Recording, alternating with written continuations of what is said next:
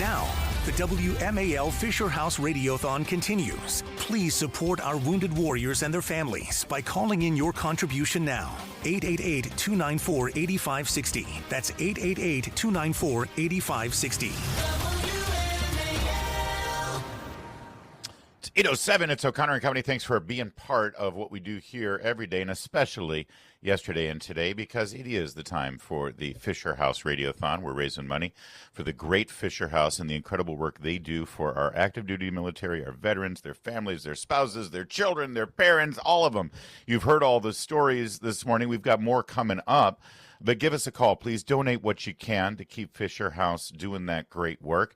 The number, of course, 888-294-8560. And you can also go to WMAL.com. Coming up in 30 minutes, by the way, we're going to speak with former Capitol Hill Police Chief Steve Sund. We're going to get his reaction to yesterday's arrest by the FBI of a suspect in the January 6th pipe bombing. So that's coming up. It's Larry O'Connor with Patrice Onwuka. Good morning, Patrice. Good morning. Happy Fisher House Friday, everybody.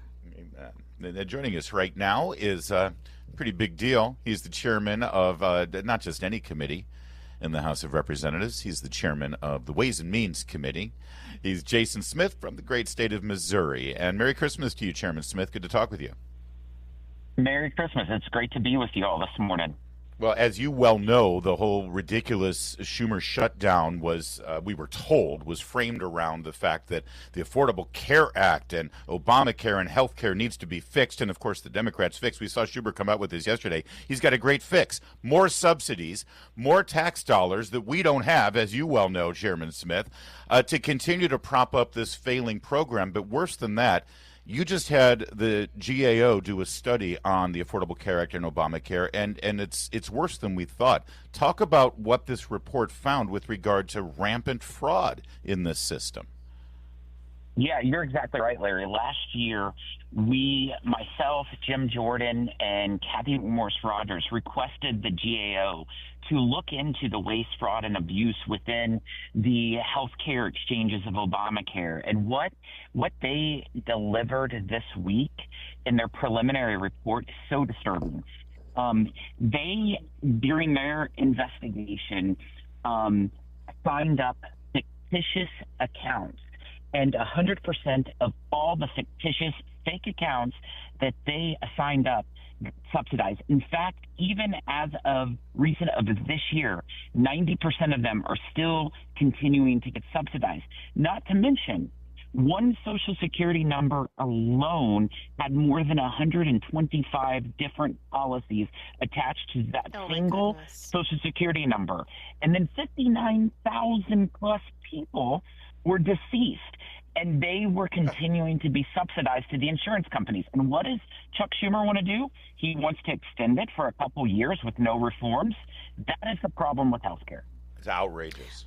Well, Chairman Smith, I mean, somebody fell down on the job. Obviously, it was in the application process, no vetting, no opportunity to prove that you actually are who you are and that you deserve the subsidies. But what about the oversight on these these Obamacare programs, both at the federal and the state level? What needs to be done to tighten up the ship so that this doesn't continue to happen?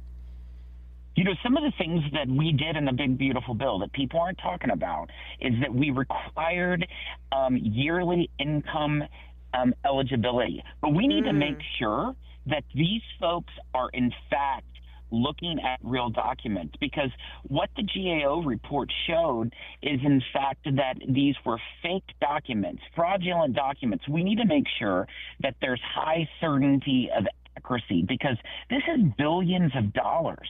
You're talking about $40 billion a year. We need to make sure that it's being used appropriately. And just looking at the exchanges alone, since they were created, premiums have gone up 80%.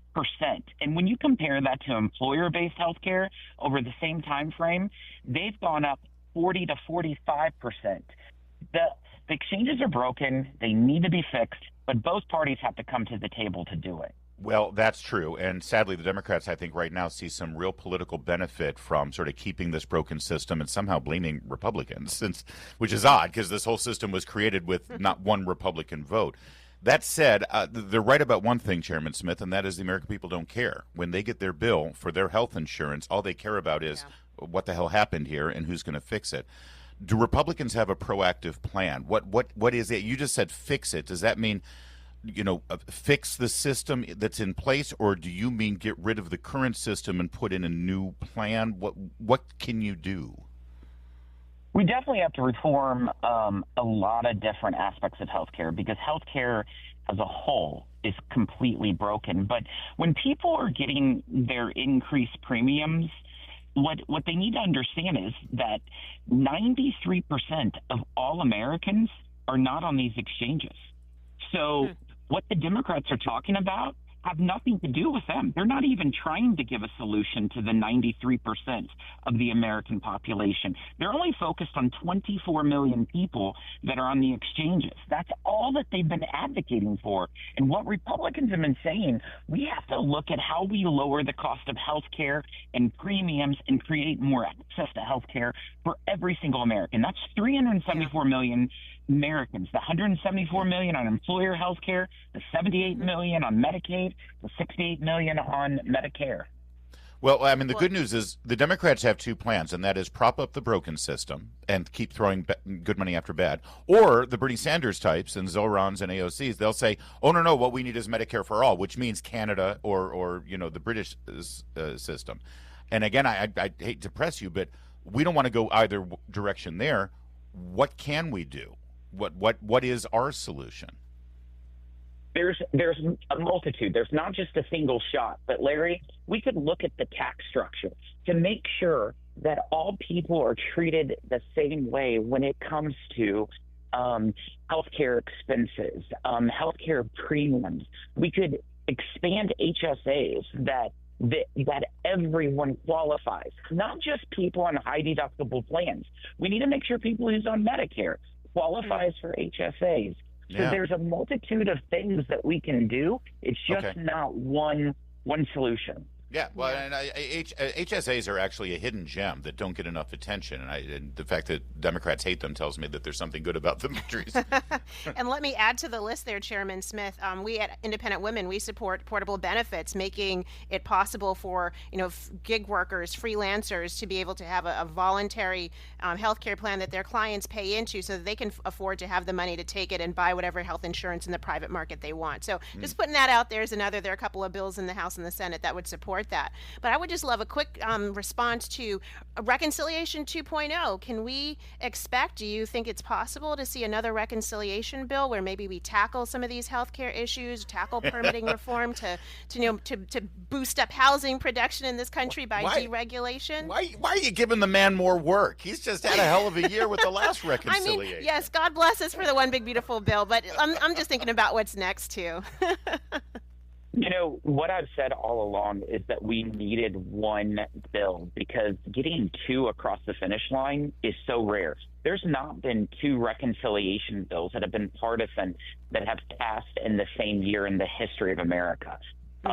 So we need to be mindful. We have to work together. But right now, there's some truly bipartisan tax, trade, and healthcare items that we could deliver on if both people will be willing and cooperative. I think we can do it. I really can. But there are some partisan stuff that was left on the table. Unfortunately, the Senate Byrd rule threw them out.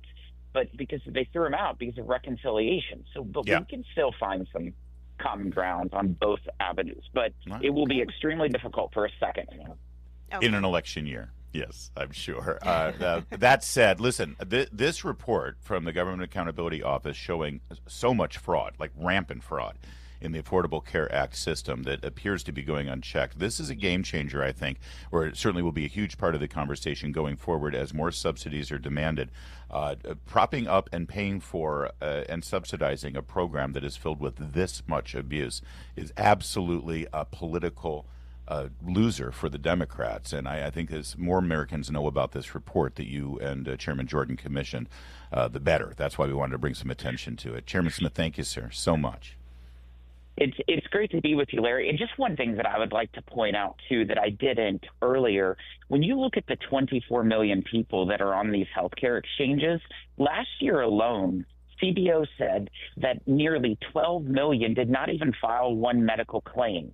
You're not telling me these people didn't have any healthcare issues. What it is, they just simply didn't know that they had health insurance. But guess what?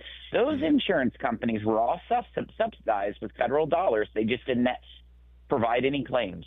That's right. This whole Affordable Care Act scheme, when you go back at it and look at how it's played out, it's been just this big wet kiss to the health insurance companies, and they are definitely benefiting from it. Thank you, Chairman Smith. Thank you, Great Chairman to talk Smith. with you. Have a great Christmas back in care. Missouri. Take care. Absolutely. You too. Bye.